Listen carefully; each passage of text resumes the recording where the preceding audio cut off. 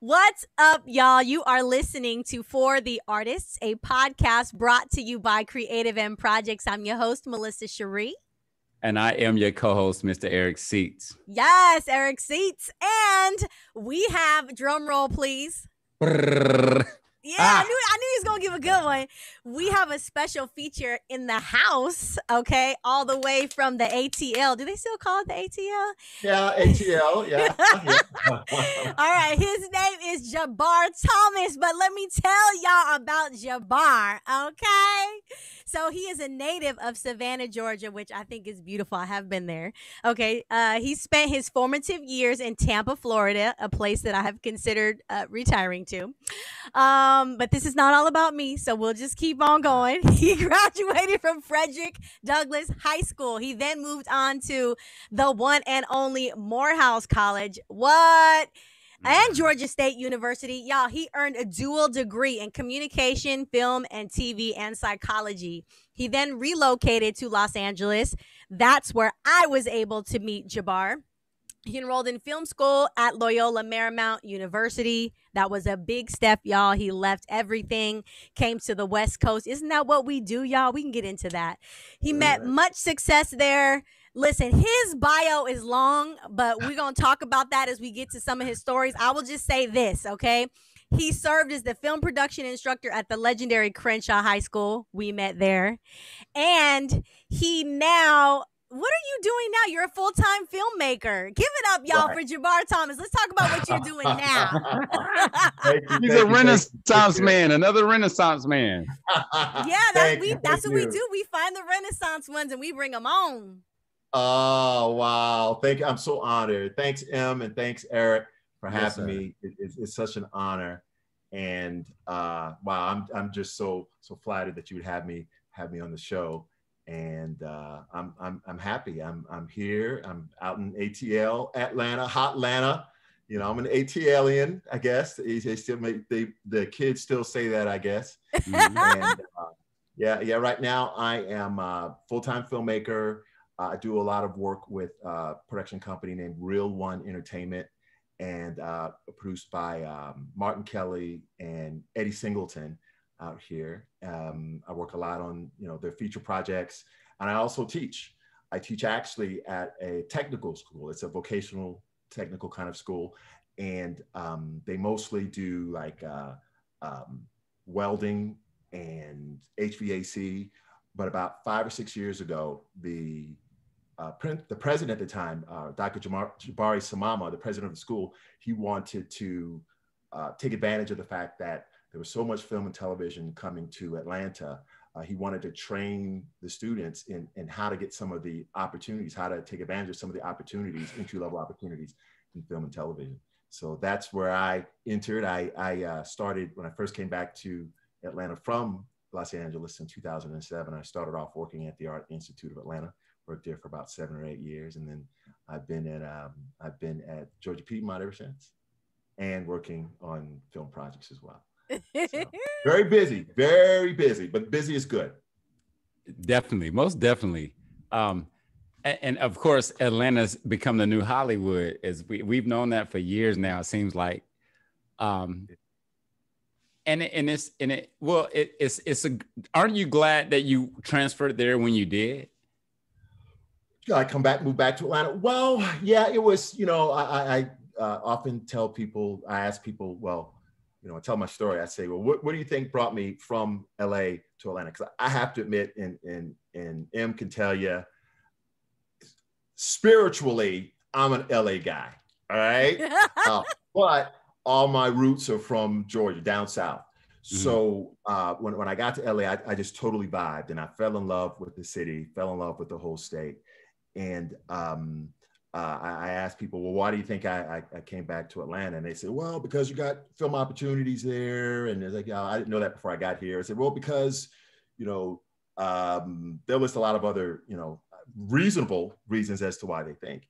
And usually it's one person in the crowd that'll say, because of our girl. And I say, yes. What it was that my fiance at the time, Lakeisha Holloway was her name back then. She was finishing up at Spelman, and she's from here, and like I said, I was living in this area before I went to LA, and I came back because I was like, hey, I have two options. I can either stay here in LA and you can join me in LA, in which case she would have to pretty much start all over again, her education. She was just about to graduate from Spelman, or I could move back to Atlanta and, support her as she finishes her time at Spelman. And then we would get married. We actually got married before she graduated, but so I chose the latter of the two. And I think, Em, you remember when I was debating over that decision. I remember. Mm-hmm. And so it was entirely family, and it was just the love of my life that brought me back, and the intent was to, and possibly still could be, to return to LA at some point, because like I said, deep in my heart, I'm just in love with LA as well. So, but we'll see how that turns out. We'll see what the future holds for us. But it was my lady love that back beautiful story. So beautiful. Lady love. Thank you. You know what, though? That's the beautiful thing about how our stories and our journeys unfold. It's like those deep desires that we have within us and that we carry, you just never know. And sometimes when you least expect it, a door opens, there's a crack, like something happens. You're like, dang, I never thought it would happen like this. But then you get to that one place or that thing that you've been desiring. Absolutely. Yeah. So you look like a true filmmaker. Look at all those goodies in behind you. You got the Captain America shield. You got Baby Yoda. And then Wakanda Forever, Black Panther. Dang, Jabbar, take us back to, how did you even, where did your love for filmmaking come from? Or film? Well, when I was at Morehouse, I actually was not a film major at first. Actually, I was a physics major. And I did that for my first 4 years. I was like a career student. I did that for my first 4 years there. Had a lot of great experiences. I interned at Penn State for the summers, and I worked at a NASA facility where they were doing research, just like early 90s.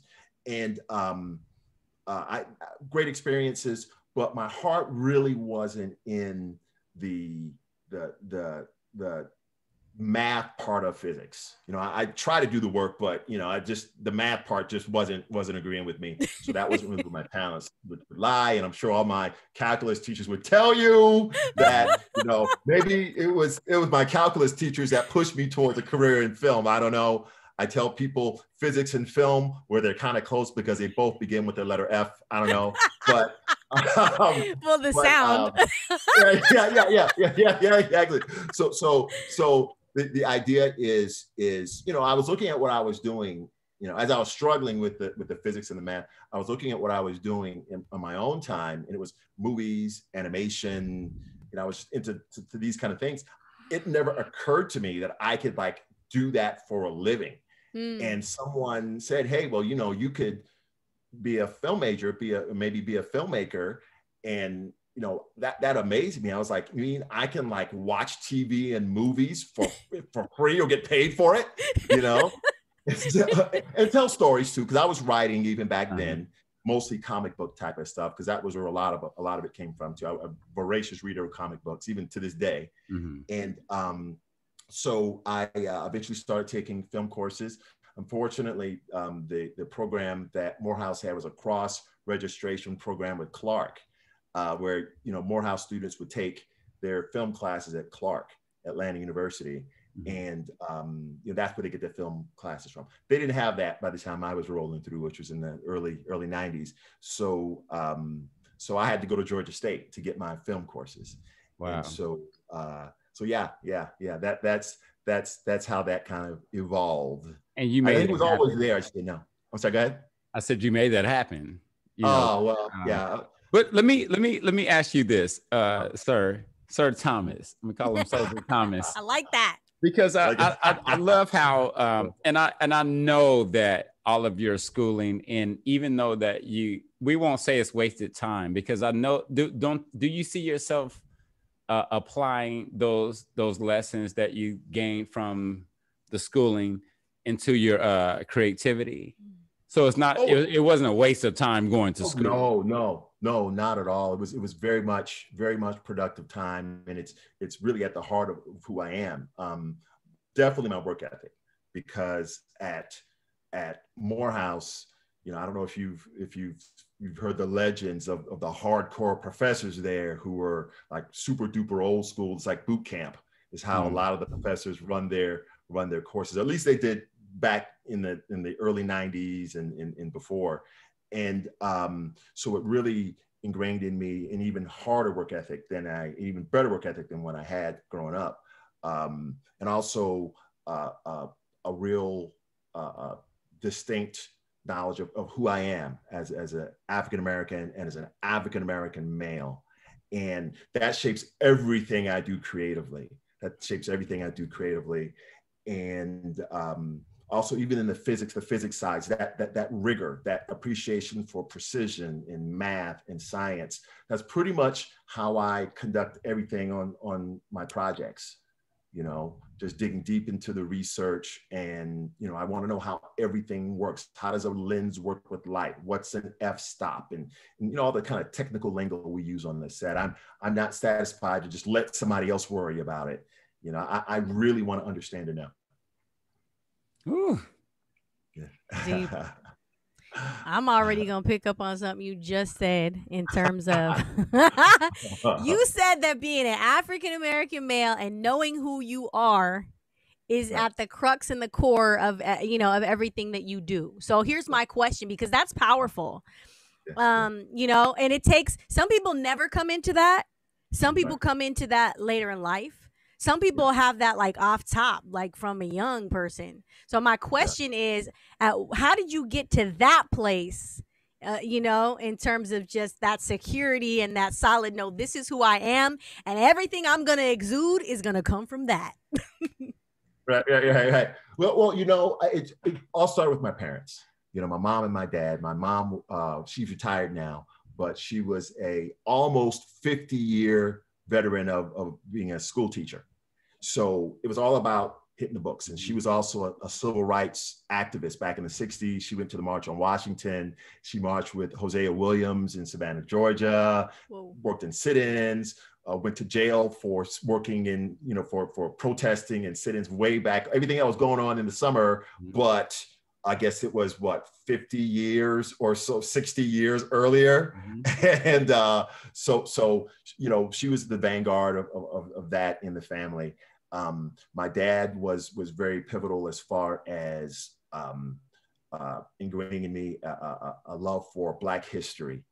And so I had this coming up as a little kid. In when I was growing up, our three heroes were the three M's: Martin, Malcolm, and Muhammad Ali. Those were the three heroes that we had, like right up there with Superman. In our, I mean, I had like, Malcolm X and Martin Luther King and Superman coloring books all at the same time. So that was something that was, just what we grew up knowing. Because, before I moved to Tampa, in Florida, when at age, I guess about 7, I was in Atlanta for the first time as a little kid, where incidentally, Chris Tucker was my next door neighbor and playmate as a kid. What? Yeah, he was. Yeah. The whole Tucker family: Dexter, Norris, Lucretia, that's one of his sisters, Tammy. So back in those days, Atlanta in the 70s, Atlanta was a very active place, was a very exciting place to live. So, I think I got a lot of them there as well. And then Morehouse was able to kind of, I guess, put it in a more formal context. It was pretty formal when I was growing up, but that pride and that knowing that, look, you have a responsibility to your brothers and your sisters, to uplift and encourage and pass the baton and teach and learn and help. Yeah. Ooh. I thought you had something, Seeds. I didn't want to jump in, but I mean, it's like, uplift and encourage. We're living in a time right now, and of course, this is just going to be my perspective. Y'all can disagree or whatever, but I feel like we're living in a time right now where there's so much emphasis on, let's all be colorblind. Let's be colorblind. Kumbaya. We all can love each other. I don't want to see your color. And it's like, why can't we see each other's colors and appreciate, you know what I mean? Like what we all bring in terms of our backgrounds and our culture and still get along. Like, you know what I mean? Why is it that, and see, I'm getting hyped already. No, Why is it that we can't, you know what I mean? Like, why is it that we can't hang on to the essence of what we feel is beautiful about ourselves without somebody feeling so intimidated and scared by that? And you see that even in the world of creativity. It's like dumbing it down so that everybody can swallow it and take it. There's no respect of person when you keep it raw. Just as sure as we all bleed red, none of us are, no one's exempt from anything, no matter what. No one filled out an application at birth. Right.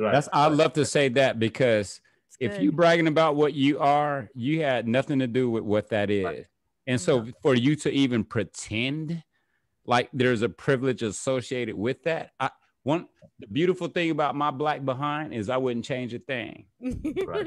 I remember going through a phase of I wish I was this and that, and because my peon mindset would only let me conceive what I thought a privilege was. But when I started seeing others wanting to be like me in some way, shape, or form, that let me, there's enough.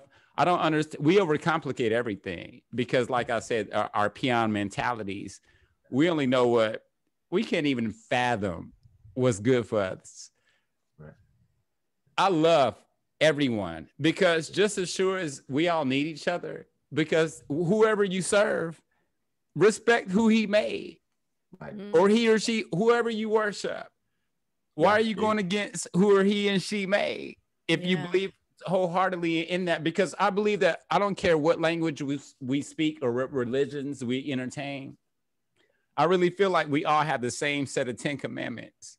And I don't understand why none of us abide by all of them, you know, but yet we have something to say all the time. So I'm learning the older I get, I'm learning how to get out of my own way. And the beautiful thing about artistry, and I think we're in tune a little better than like accolades and degrees and paperwork and things like that.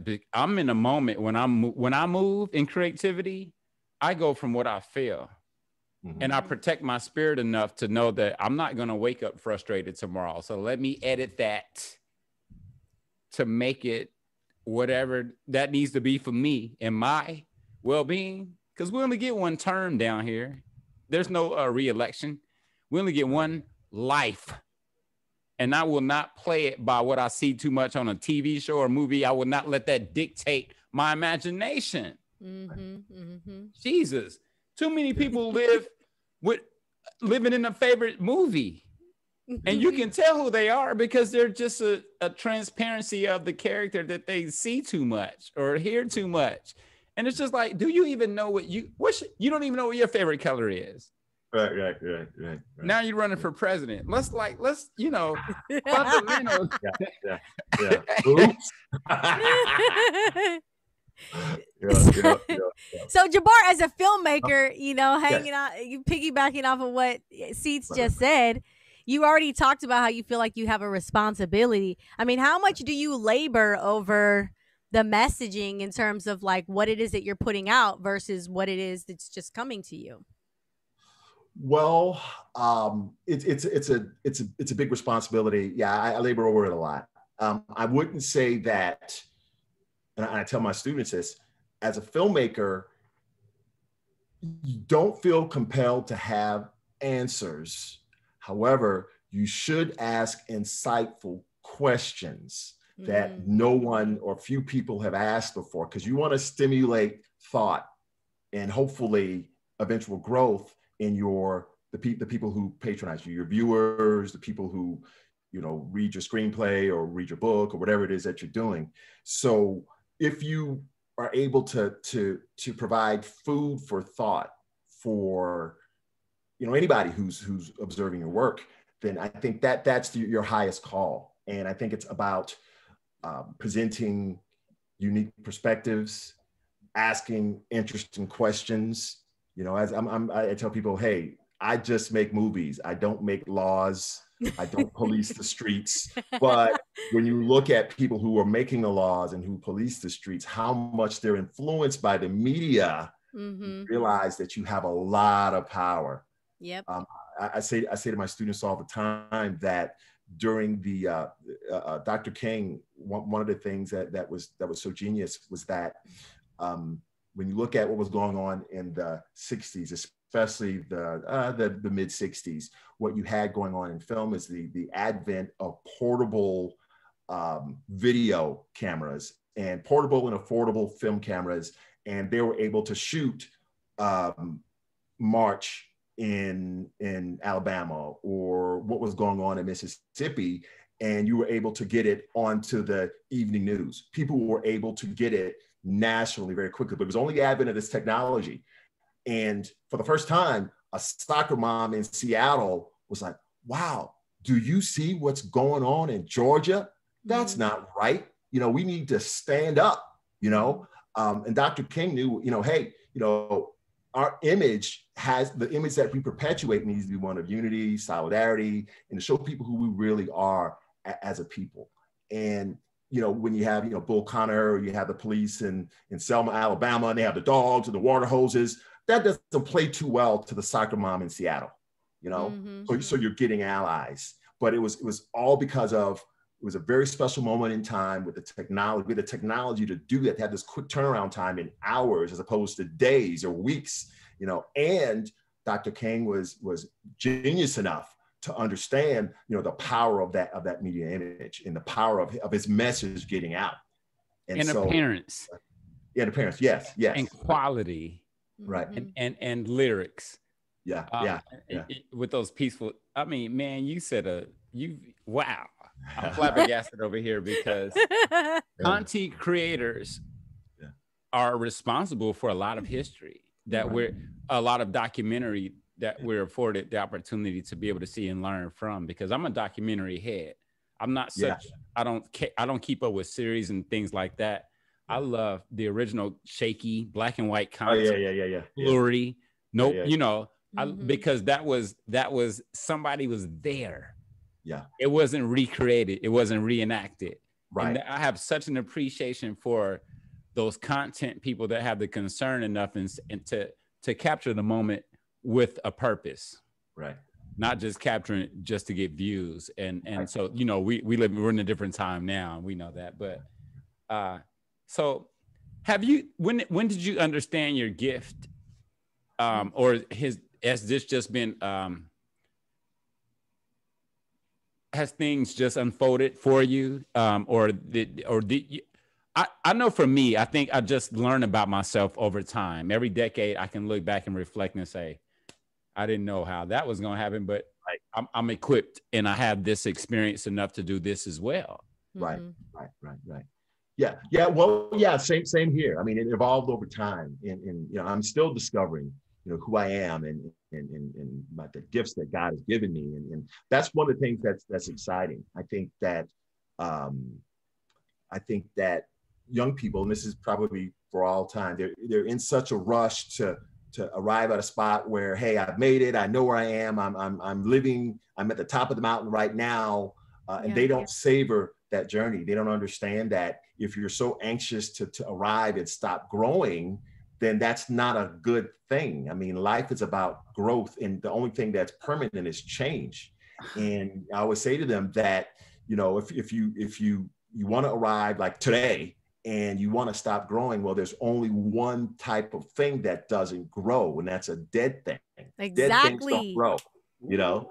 So you have to be willing to experience that growth. Sometimes you're going to fall off the horse and hit the ground and get some splinters and take a few hard falls, but hopefully you'll get up learning something, you know, and you can be thankful for that. Sometimes things are going to go well, and that's great, but it's really about that journey. It's really about that journey that's the most important thing. And I hope to never get to the point where, oh, well, I've got it all, I know it all, and I don't have to grow. No, I never want to get there.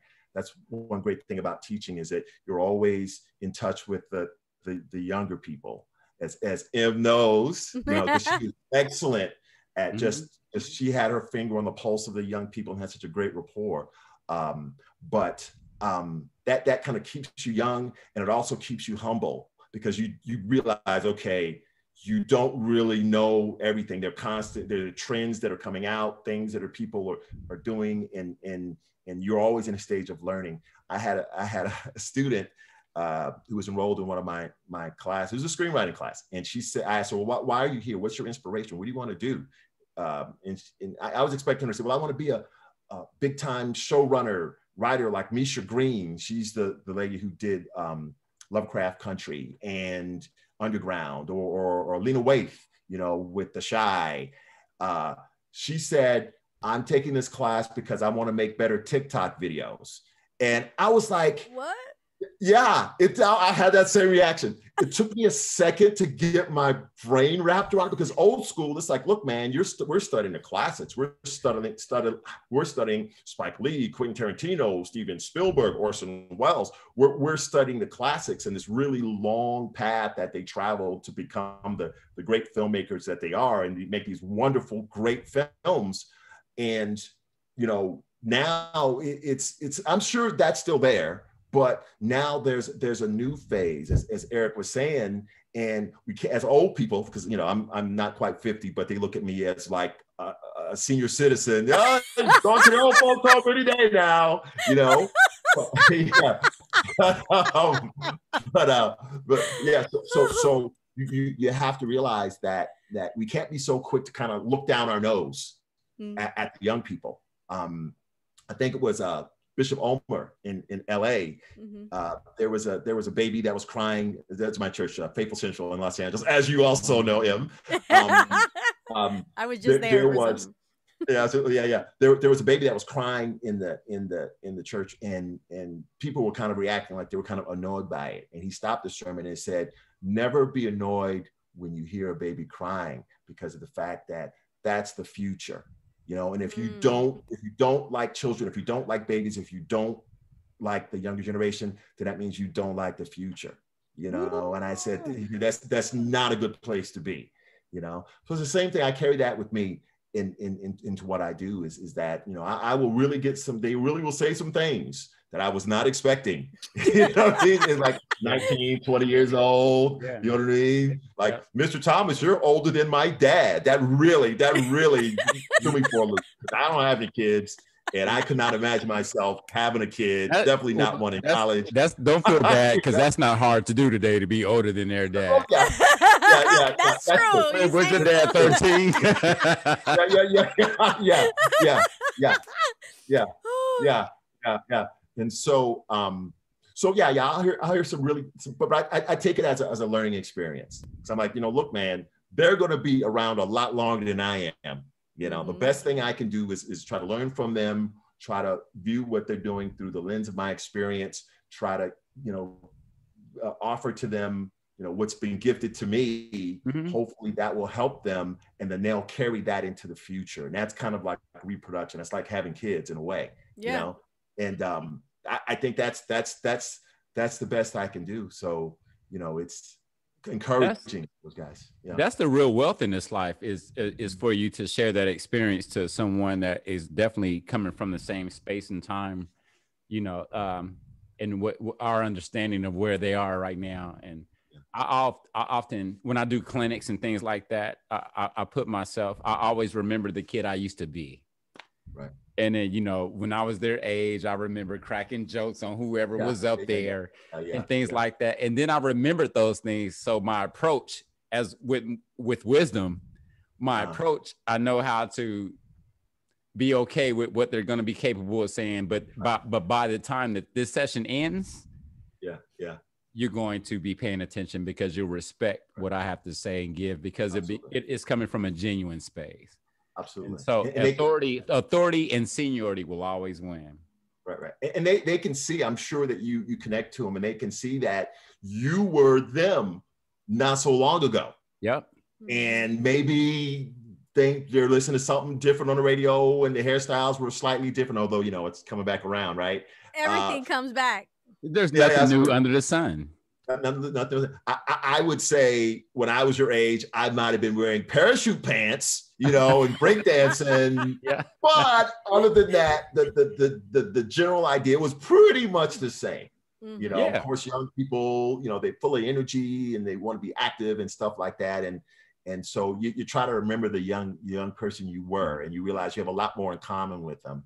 Correct. Than you never thought you'd be this old ever either. You know what I mean? Correct. You were probably scowling at an old guy. Oh, this guy's 49 years old. He's ancient. You know what I mean? This is like what 1989, 1988 or something like that. And now you're that guy. And I tell them the great thing about life is if you're lucky, you'll be the old guy one day. You know what I mean? Listen, old to me is 90 plus, and Good, old great, yeah. is a state of mind anyway. Right.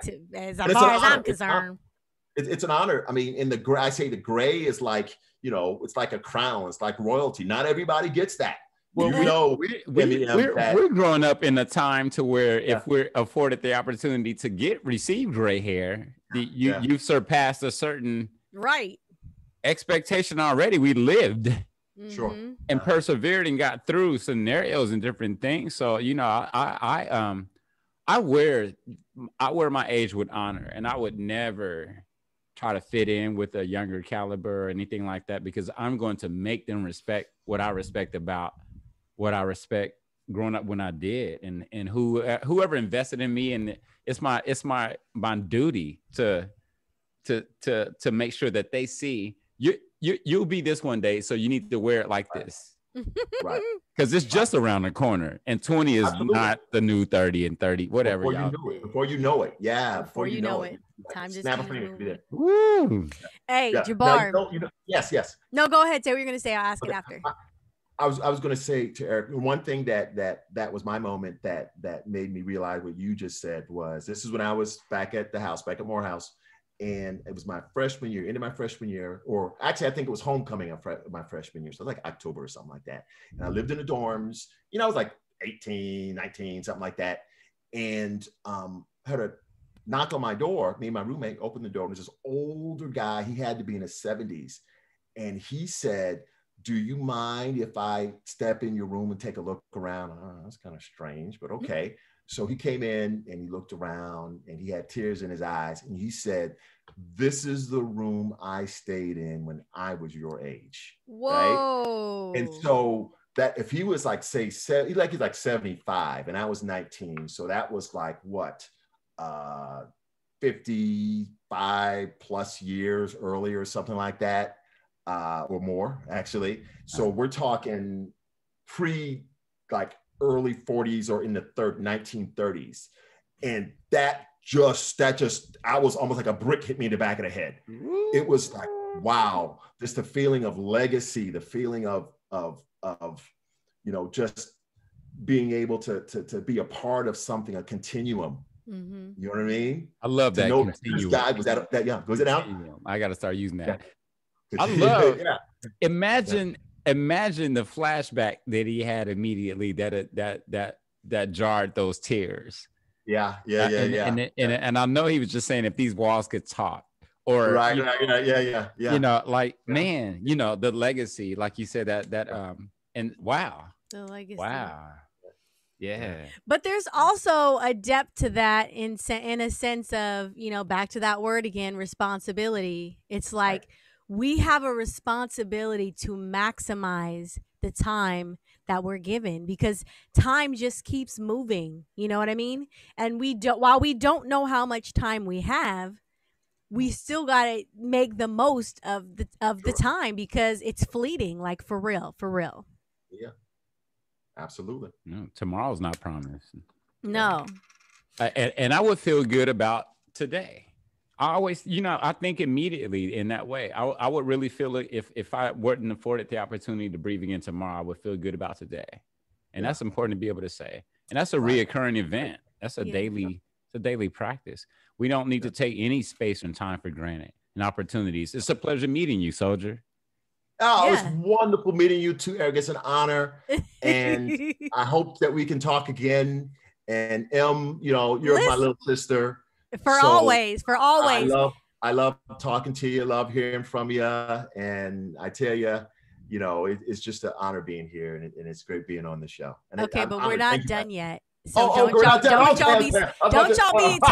doing all that All right. mushy gushy talk like we're done. I still got a few more. We got a little bit more time. Now, this is what I was going to ask you, because on our website, shameless plug, creativeendprojects.org, Yes. somebody put up we have a community board, and somebody put up a question. I'm assuming it's a young person. We haven't yet answered it, but it sounded like they were trying to make a decision. And this is kind of a common decision I feel like creatives and artists make, as to whether or not it's more beneficial for them to go the academic study route as it pertains to their gift and their talent, or if they should just, jump in and do the by experience. And, with your background, you have a plethora of academic experience. So, in hindsight, or just what would you say to that if there's somebody listening and they're just trying to figure out, shoot, should I go to school for this or should I not? Right. Well, I get that question a lot. Should you go the practical route where you just go out and just, gig or try to get gigs, or go to school? When they give me the question, I always answer it, yes. Yes. Well, and I tell them, well, it's all about the opportunities that you're presented with.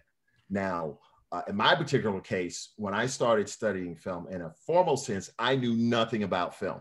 So as you could probably guess, back in the mid 90s or so, when I was coming out of school, I would have had a really hard time, learning OJT, or even getting someone to give me an opportunity to actually get on a film set, because I didn't have anything to bring to the table at that particular point in time. Could I have gone out and, I actually did do this, this is a long time ago, a VHS camera and start shooting stuff? Absolutely. And I did do that.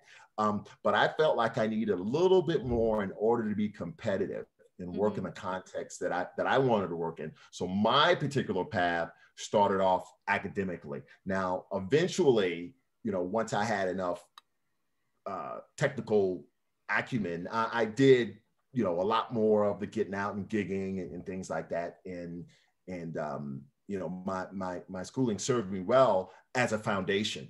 But I learned so much just by being on set, just by working with actors, just by being in real life scenarios. And also teaching was a whole separate step, because if you ever want to make sure that you know something, teach it, especially if it's hands-on. Because now you have to explain it to someone who has no experience or background in it before they talk to you. And so being a teacher is really, really been valuable, and it's kept me from becoming jaded. But I would say to the person, if you have an opportunity to jump in with both feet and get on a film set, and go for it. I've had students who have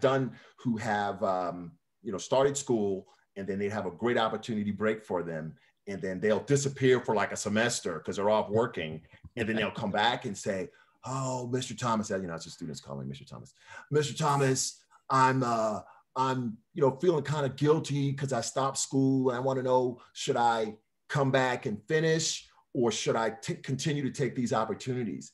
And I said, "Hey man, you be coming back to school to study, to do what you're already doing." I said, if for the sake of complete, I said, you'll learn a whole lot just being out on the set. And by the fact that these people have enough confidence in your abilities to give you a job now before you graduate, well, that's the whole point of going to school in the first place, right? Now, if just for the sake of completion, because I'm all about education, grew up, parents were educators and all that kind of good stuff. I said, if you do want like Emmett Smith, like Emmett Smith, after you've had your career, or after you get to a nice point in your career where, hey, I'm comfortable, I want to go back and get my degree just for the sake of completion or for self-fulfillment.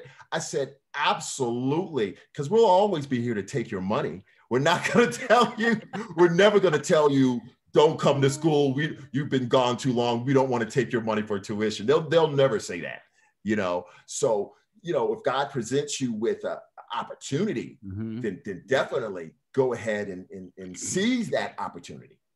You know, don't bury it like a talent in the ground. Don't do that. Go ahead and seize that opportunity. And then if you want, yeah.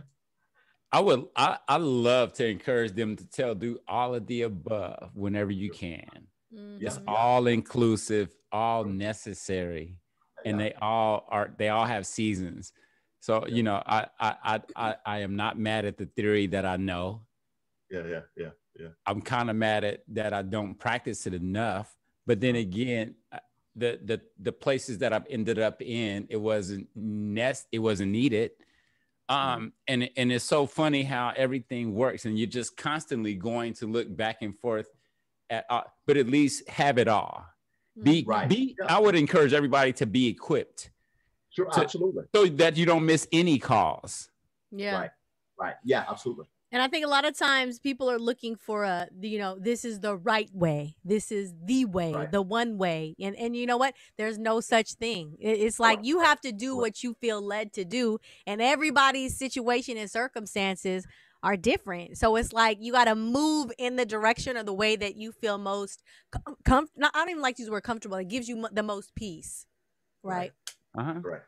And you may have to move out of your comfort zone for that sometimes. Exactly. Ooh, that means Mom and Dad told you, hey, you need to, like, people use it often with the context of like an NBA or NFL contract. You need to finish your degree. Tell those people you're not declaring for the draft until after you get your degree in underwater basket weaving. Nah, dude. You know what I'm saying? You don't know. God forbid, a year from now, you could be playing hacky sack on a quad and tear your ACL. You know what I'm saying? There goes your, you know what I mean? So yeah, you're right, Eric. I think, you definitely want to continue to equip yourself. When you're not on the set, you should be studying. You should be, because that's what athletes are doing. In the off season, they're training, they're learning, they're studying film, doing things like that. So make yourself, prepare yourself. Prepare yourself. All right, so listen, I gotta dip into this real quick because Jabbar, you're doing some weekly talk show called Week Focus Atlanta. Oh, actually, that was a show that we did back in 2010, 2011, about 10 years ago. It was actually, and it's still on the air, but it was a show that was a community affairs type of talk show through our local WUPA CW affiliate. And it was hosted by Keisha Lancelin, and it was a great opportunity. I was working on the show as a line producer, in addition to I was actually working at the Art Institute of Atlanta at the same time. And this is where we go into the combining the academic and the practical knowledge. What she would do is she would come to the school and shoot the show with the school's equipment, and the students would be the crew and stuff like that. And after the first semester of doing that with us, she said, "Wow, this is really great." And I said to her, "Well, can we come to the CW affiliate and use your equipment," which was much better, of course. Yeah. Put the students in a professional context. And so she said, yeah. And we did that for years and years, where the students went out to the CW affiliate. They would set up their equipment and they would shoot. And a lot of the students went on to work at that particular CW affiliate. And actually, one of my students, from that very class is now, or was recently, I think the show ended recently, I think, or is ending, works in the production office, high-ranking production production for the show Black Lightning, which is, was a show that was on the CW. And so it was good. I mean, it was a class, so they got a grade for it, but we also shot a show that was on the air. So that was great. So a lot of times, this was the students, like their first real credit of something that would come on. I think it was like 11 or 12 o'clock on Sundays in the local affiliate. So that was like you couldn't beat that with a stick. The students, we didn't even go to school. We just went straight to the studio, shot the show, and it went home. That's dope. That's dope. So you definitely are keeping your legacy going, because that sounds vaguely familiar to what you were doing at New Media Academy at Crenshaw. Similar, creating opportunities for these young people to plug in in the professional field and find their gifts and their talents. Yeah. Yeah. The New Media Academy at Crenshaw High School was great. Big shout out to Mr. George Tucker and Mr. T. Of course, Fulfillment Fund, and all the folks that were there, including Melissa and Sharnae Tunson and Sonia Reddy and all the great people that were there, because they gave some great opportunities to some. I mean, if you really want to humble yourself, see how brilliant these young people are and how they come out of school, out of high school, so young with just so much talent. Yeah. I don't know if you remember Dante Buford. If you remember Dante Buford, I remember. He was him. Well, I don't know if you've been keeping up with him. I have not. Yeah, he was part of a program we did with Loyola Marymount, where I went to school, where over the summers they would go there and they would do animation and film projects and things like that. He couldn't get into the program, but in his senior year, he really wanted to go to Loyola. And we saw how talented this kid was. And George and I would say, look, we're going to get this kid into this school one way or another. He was an animation guy. He got in full ride. By his sophomore year, he was working on senior level projects in animation. He was like their go-to guy. By his junior year, he was working on graduate level projects for other students, working with them. And shortly after leaving, he ended up working with Metalopocalypse. That's a show that's on Adult Swim. I think the last big opportunity that I can remember him taking was, there's an animation house called Titmouse, and they do all this anime stuff the kids are into. He was part of that whole production side of things. He went to, in his sophomore year, he went to Paris to a special animation workshop in his sophomore year in college. This kid had never even left the city of Los Angeles. I mean, he was Crenshaw, and he was one of those kids who had lots of talent, but not a whole lot of opportunities. And to know that he went from that to making material content that we watch on TV. You can watch on TV almost any day. Went over to Japan and was doing great stuff over there. Just to see him open up and just blossom and just do so many fantastic things. That's when you really know that God gifts us all, and it's a gift to be able to contribute what you can to people like Dante, but just to even witness that kind of stuff happen, to me that's just amazing. But look at how vital you and George Tucker were, because he had all that talent, but had it not been for the two of you going to bat for him, seeing, I mean, his potential and what he had, it's like we can all identify and name a person or two that has been that for us in terms of, that support, having our back, seeing something that we didn't necessarily see in ourselves yet, helping us see it. That's powerful. Yeah.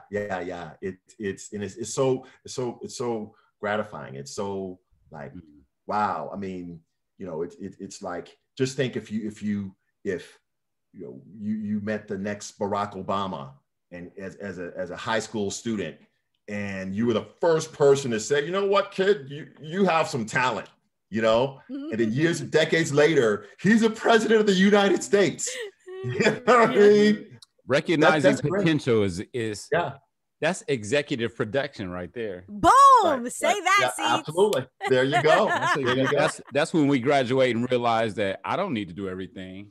Let me pass the torch and get out of my own way. A lot of us need to get out of our own way. So we, and I understand that formula, and it's just like let me pass on what I know to give you this opportunity and this bridge gap or this liaison that I have, this connection that I have. And that's when we're blessed extensions, it's coming back to you. It's already been coming back to you. That's power. That's power. Yeah. Power. Absolutely. So congratulations to you on behalf of him. Yes. Thank you. Well, thank you. I'm just happy to say that, hey, I was a contributor. I gave what I could give, and M has to definitely take a huge amount of credit, because they loved Melissa. They loved her. She was like a mom. She would go. I mean, I know you know her, Creative M, and the personality, all that kind of stuff. But I'm sure she's doing this still now, but with Fulfillment Fund, I mean, she was really going to bat for these kids. And I mean, just go way above and beyond the call of duty of an average, even a teacher. If you were like a teacher at the school, she's going way over that. So, you know, and even till this day, because I keep in contact with a lot of them on Facebook, social media. And so you are still very fond in their hearts, Em, and you were such a huge influence on them. So absolutely. We're gonna bring a cake out here right now. Well, I got my water. Okay. All right. So now is the time, y'all, that we got to start to wrap it up, because you know we could probably just keep on talking and talking and talking. Yeah. It's like having a good old time, just being together at the house. Thank you for your time, Soldier. Oh, thank you so much, Eric. I'm like I said, I'm just so honored that you all would want to talk to this old guy. That's older than some dads. Oh yeah, well, this isn't just a distraction. The guys from the old folks home aren't pulling up outside my house not to distract me. They're going to take me away. But no, it's such an honor, and it's great to see him doing things. I've known her for some time now, and she has so many, multifaceted, so many skills, a singer, an actor, and an MC. And I do want to say this, one thing I will take credit for. I told you years ago that you have the personality, the persona, and the gift for, I think I said at the time, radio, because of the fact that podcasts weren't so much of a thing back then, and just her personality, I was like, wow, you're very engaging, and you know how to talk to people and get, so I had nothing to do with any of this other than just that one statement. I want to clarify that. but I don't know if she remembers me saying that, but I said that, and she said, I accept that. And then years later, she's not gave up. So I would like to say, I saw this coming, and it's just a natural gift that you have. And to me, it was just so obvious. And with your man, Eric, that makes it even better. Boom! He's doing dynamite thing, doing his thing. You know what I mean? Thank you, man. Then this Arsenio Hall on, I don't know if you remember the Arsenio Hall show. You know what I'm saying? Yeah. I'm rooting my friend on, man. Yeah. And you got your Idris Elba on. And we're going to mistake you for Idris Elba. I'm often mistaken for Idris Elba. You know what I mean? So it's kind of hard to teach classes because people keep asking, are you Idris? I love you with The Wire, Oh, my goodness. Okay, so do you have anything that you want to shout out in terms of how people can connect with you, or anything that you want people to pay attention to, or anything that? Yeah, absolutely. Definitely, you can reach out to me. My film production company is Starchild Films, and you can reach me on my Instagram at Starchild Films, Starchild